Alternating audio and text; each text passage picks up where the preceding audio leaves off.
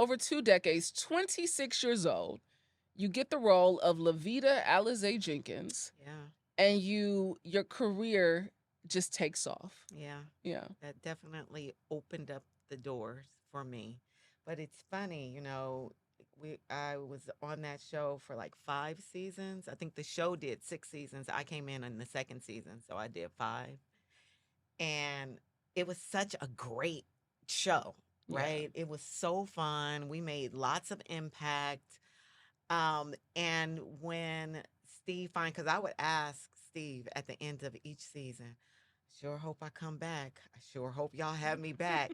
So it became an ongoing thing. Yeah. And then I remember when they finally decided that the show was ending. And I was like, we all been on a hit show. We'll move on to the next. We'll keep it going. I'll get my own show. It wasn't quite like that when that show ended. I mean, there was a lull. There was a lull. Yeah. I mean, I'm super blessed. I'm so grateful and I am really blessed. And I did when the show went down, the first show that I got after that was Soul Food on Showtime. And of course, it's a completely different kind of show. It's a Yeah. drama, 1 hour Drama. drama. Yeah. And so I've always been very thankful to Felicia Henderson, the creator of that. Legend in the business. Yes, Yeah. because she just offered me that part. And a lot of people were just trying to keep me in in that comedic, the side girl role. Yeah. And so when she came to me and offered me that, I thought that was really huge. And she knows I always thank her for Yeah. doing that. Do you feel like you were typecast because of the Levita Alizé Jenkins role? Yeah, I feel like that the attempt was there, but I feel like, I don't know, I've just never been a I'm stuck, I'm in a box. I've never had those kind of thoughts, but I can see where people were attempting to tell me or show me that those are the only kind of roles you should go after. Which is why when Felicia came with that, it was such a big deal. And I just never bought into it. I just never bought into the fact that I'm typecasted now. Yeah. I guess I could have, and then maybe I would have, but I didn't. I mean, you went out for the role in Friday. Yeah, I Yeah. want to say it was Friday. Friday was before Steve Harvey show. Oh, that was. Yeah, that was before Steve Harvey show. Because that was a 95, right? Yeah. 90. Yeah, I want to say that was like my real first Hollywood gig when I moved to LA. Because I moved there in like 92, 92. And so Friday was the first like real I mean, I gig. want you to tell people you auditioned for what character on Friday at first? This girl really did her homework. Look at that. I don't even remember the character's name, but it was the character that Nia Nia Long Long played. played. Yeah. And so I remember because I was so excited. Like I was up for this part and I kept getting callbacks. So I'm auditioning for that part. Yeah. And I get the first call back, then I get a second call back and have to meet with the director. Then my final call back, and each of those callbacks, it was like a few girls in the room, so it was a few of us going in for it. And on the last time, it was just me. I was waiting outside. They were in the office. So you like, it's mine. I got it. Yes. Done. I'm like, oh my God, because now Yeah. I'm going in and I'm meeting with F. Gary Gray and Ice Cube, and it's just me. Yeah. And I'm like, I'm about to get this part. I'm gonna be on here with Ice Cube. And so I'm sitting there with just waiting for them to come out, and you can hear them in there talking, laughing. So I'm like, I'm just waiting.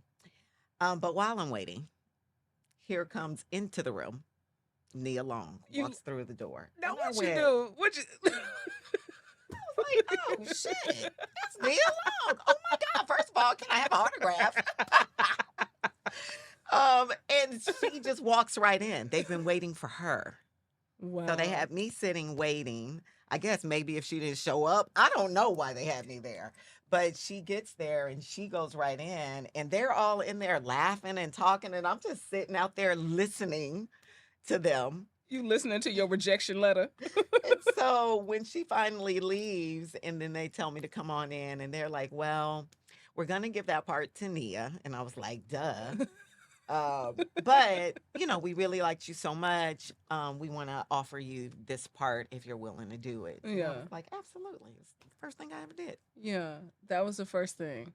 I mean, it set you up It did. for something that, I mean, when we think about the culture, you've been a part of all these Yeah. cultural milestones. When we talk about Black cinema, we talk about Yeah. Black television, your name is there.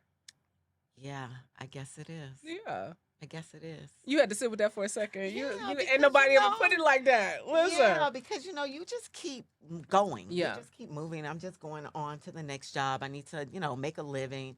And you don't really think about what the impact is of what you're doing. Yeah. So it's really, no, I've never heard it broke down like that.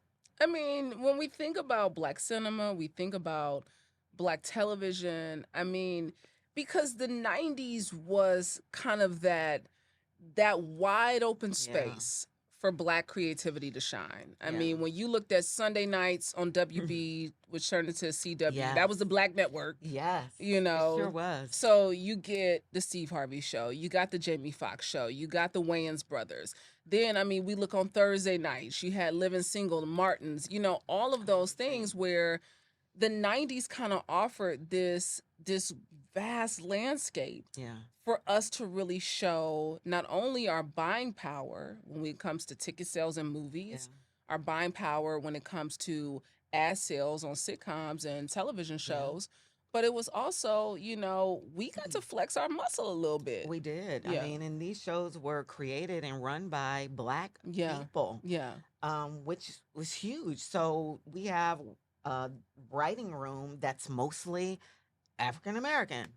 Yeah. And, writing for us in our voice. That was a very, very beautiful time. Yeah. And it changed. Yeah. When did you see the change, or did you feel it first before you saw it? Did you see it coming? Well, when the Steve Harvey show went down, we started feeling it during those last couple of years of the Steve Harvey show. Like some shows started getting taken off. Our schedule got very different. We didn't get picked up for a full 22. We started getting picked up for 13. We started having to do 2 or 3 shows a week instead of doing the regular 1 show a week. Like things just started changing. And I really think that, just thinking about Steve at that time, listening to him and what he was saying and how frustrated he was getting. If that blessed you, trust me, you've only scratched the surface. There's so much more wisdom, truth, and transformation waiting in the full conversation. Click the link in the caption below to watch the entire interview, and don't forget to like, comment, and subscribe so you never miss an episode of Vaughn Empowers Talks.